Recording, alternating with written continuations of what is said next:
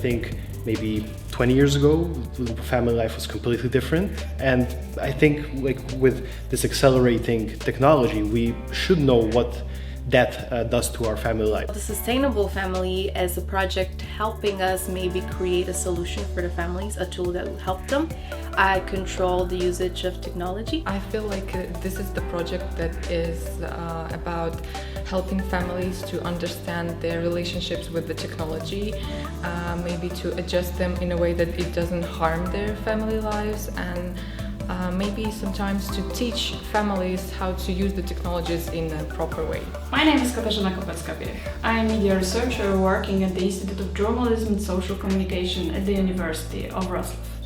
I am principal investigator in the Sustainable Family project, financed by the Wroclaw Academic Centre within the Mozart Programme. Sustainable Family project is a project combining basic research and applied research.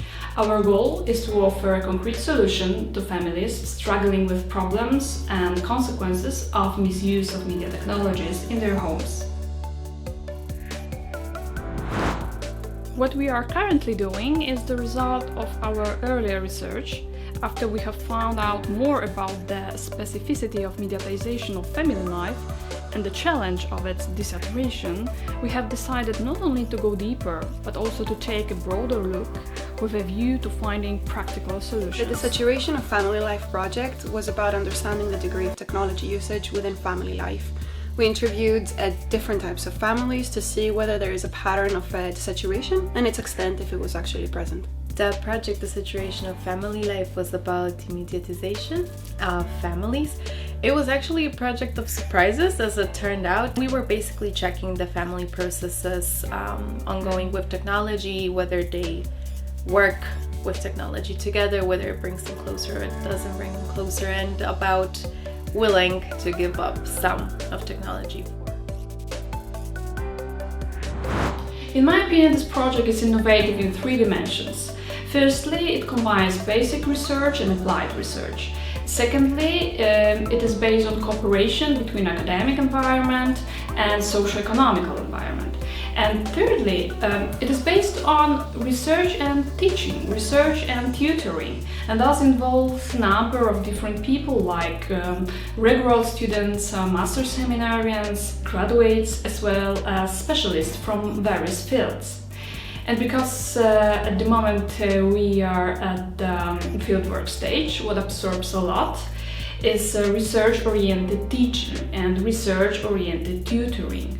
Both are at the same time methods of working with students and some kind of philosophy of project implementation.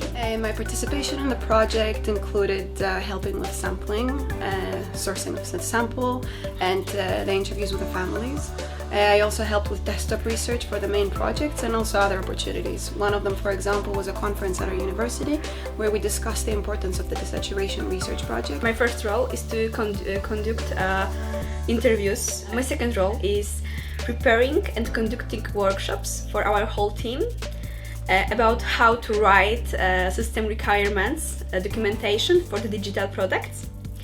And third, and I think that the most interesting part for me, to moderate our focus group by Facebook. I was basically creating the project from the beginning. Actually, we've been giving a lot of independence, and I think that this was great. My participation level was very extent, and that this project has given me a lot. I was kind of surprised by how much, as I said, independence we had. We haven't really worked on projects together before, and Professor has entrusted us so much. I was really surprised, but this was also very motivating because I felt like I'm actually responsible for something.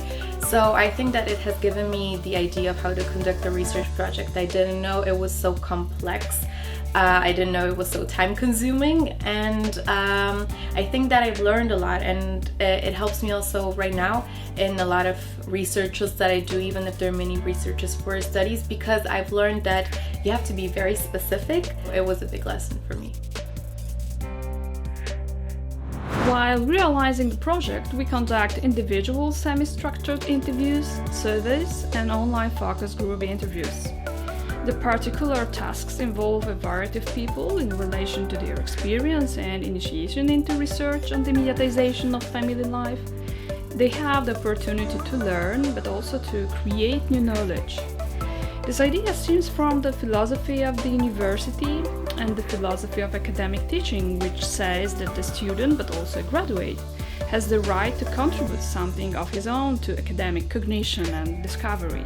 He is not only here to acquire and recreate knowledge, but to create it, and not just in class discussion or making master thesis, but in real complex research, in real research fieldwork. I was surprised because I thought in general it's going to be very similar answers. It actually varied a lot, so it's very interesting to see. For our case, it was something very useful because I think people, especially in our major, would benefit from knowing how to interview, how to go through these steps. But also on a bigger scale, this is something that is part of being an academic. I think this is very valuable experience. I'd say that it was an interesting experience. I can't say it was easy. It was very hard and sort of a psychological work for me, and it really helped me to understand people better and their behavior, I'd say. The first months of the fieldwork have shown that this project, which aims to generate new academic knowledge and a design of some practical solution, has brought a lot to the lives of the people involved, both from an educational and professional perspective and from a private one. It allows many people who usually stand somewhere on the sidelines of serious research projects, such as social science students are usually treated, or are already out of the system, such as graduates, be part of the academic community and be co-creators of important output for both science and ordinary people. I think one overarching idea was that we have a lot of media in our life at present, but most people would agree that it's something that we have to learn how to control. And being able to shut off, that's something that was very resounding for me.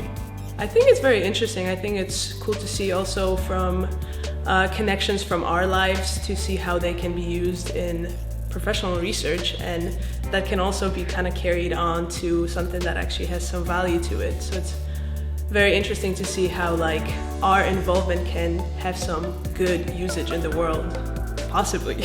These projects are important because the technology has been advancing a lot over the past years. It's very, very important to understand the consequences and why people would like to delve more into its usage or restrain it. These projects help us understand how people feel about their technology use and where the positives and negatives eventually lie. Generally, I really enjoyed it. I learned a lot about conducting interviews, understanding how to create a sample for research purposes, and what to look out for.